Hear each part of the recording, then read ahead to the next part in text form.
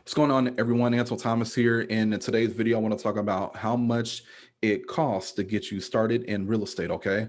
Now, keep in mind there are a lot of variables that are going to go into these numbers, and it's going to be dependent on market, what type of course you take, all types of other things. But I'm gonna give you a general breakdown. Okay. So I just want to make that disclaimer. All right. Now, when you're getting into real estate, your first cost is going to be the course. Okay. You gotta take a course and get your license before you can get, I guess, actually, before you can take the state exam, you got to take the course, which is typically like a 90-hour course. And the one I took was right around $600. Okay. And with that, it gave me the course and then like a exam prep guide. Okay. Where it allowed me to take like a practice test and stuff like that. That was about $600. But I mean, I think they could range from like 300 to up to about 600. Again, it depends on which company or course you choose. All right. So 300 to $600 right there. Then you got to obviously take the state exam. Okay. A state exam wasn't really too expensive. It was probably 75 to $100 when I took it. All right. So you can add that in there. And then after you pass the exam, hopefully you pass it on the first try. So you don't have to keep taking it. But after you pass it, then you have your MLS and other startup costs. Okay. Your brokerage, MLS, your dues, and all that stuff. That for me was right around $1,200 to $1,500 for that. Okay. And that was that just to get started. I'm here. I'm signed up with a brokerage. I'm on the board. I have everything set up. That was like $1,200 to $1,500. Then you have your business essentials, the things that you're going to need to just start running your business. You need a CRM, which is a customer relationship management tool. All right, that can be free or as expensive as $1,000 a month. Okay, free. There are a lot of CRMs they have a free version. If you don't want to use like an actual CRM, you can make an Excel spreadsheet and kind of make that your CRM, which is free as well. But the real expensive ones are typically for teams. Those can range like $1,000, $1,200, $1,500 a month. All right. Um, then you have your transaction management system. All right. So you have like different programs out there that could cost $50 a month up to $200, $300 a month. Depends on if you want a more robust system because you got a team, or if it's just you. Again, you can get away with like a $50. So I mean, there are systems out there actually that you can use for free. Okay. We use Trello. We enjoy using Trello, and we use Dotloop. Trello for us is free. Dotloop is an expense. And that's like upwards of like $200. Okay. But you got to have a transaction management system. Another thing, signs and lock boxes and business cards. All right. Those can be a few $100s. Business cards are fairly cheap.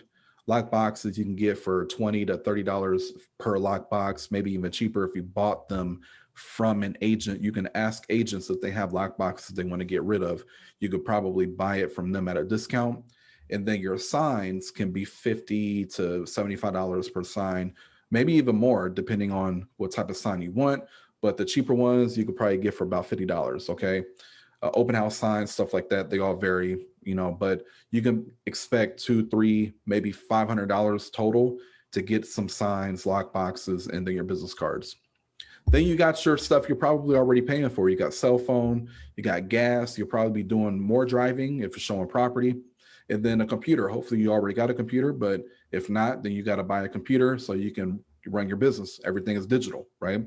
So those are your basic business essentials that you would need, that obviously come with a cost. I mean, there are things you may have to pay for, but a few of those you can actually get free versions of, and you don't have to spend any money. Okay. And that was the route that I went when I started. Is I made sure I to spend hardly any money out the gate when I was actually running the business. Okay. So generally, based on these figures, I mean, you're talking to maybe, I would say 2,500 to 3 grand. Uh, like the 12 to 1,500 is going to be your biggest cost. Everything else would be pretty much monthly. I mean, your course would be a one-time cost.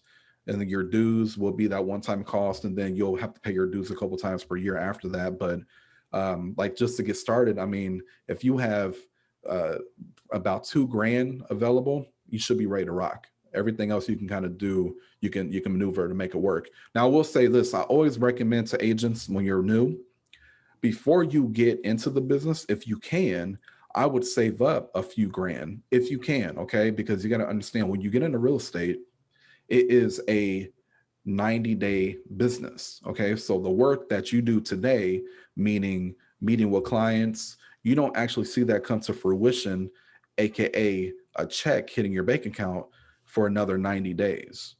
Okay. Because it's a process. You got to build up a pipeline. And even in today's harsh market, it does take time to kind of get things to fall into place for you to close properties, close on homes. So I would recommend, if you can, whatever your expenses are per month, I would recommend having 2 to 3 months of your expenses saved in a emergency account. Then that way you can go a few months and not be stressing out, because one of the things that can really stunt your growth in the business is if you have commission breath. Okay.